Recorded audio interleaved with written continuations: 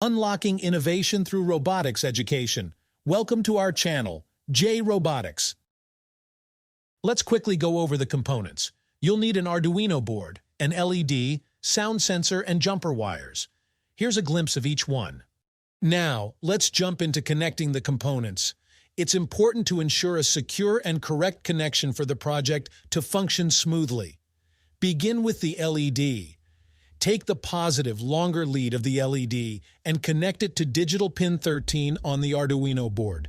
This is the pin that will control the LED. Next, connect the negative, shorter lead to the ground, G&D pin on the Arduino. This completes the LED circuit. Moving on to the sound sensor, carefully connect the analog output, AO, to analog pin A0 on the Arduino. This will allow the Arduino to read the varying analog signal from the sound sensor. Connect the ground, GND, of the sound sensor to the ground, GND, on the Arduino board. Finally, connect the VCC of the sound sensor to the 5V pin on the Arduino. This provides the necessary power for the sound sensor to operate. Take your time to double-check the connections, ensuring they are secure and correctly placed. A well-established connection is crucial for the proper functioning of the project. Great! Now that our hardware setup is complete, let's move on to the next step, uploading the code.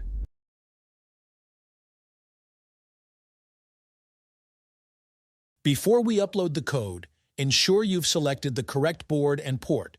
Go to Tools in the Arduino IDE, choose your board, for example, Arduino Uno, and select the port your Arduino is connected to. Now you can upload the provided code. Fantastic! Now let's understand the output of our project. When the sound sensor detects a clap, the LED springs to life. The serial monitor acts as our window into the Arduino's decision-making, displaying value 1 on. Conversely, if no clap is detected, the LED gracefully fades, accompanied by a value 1 off message.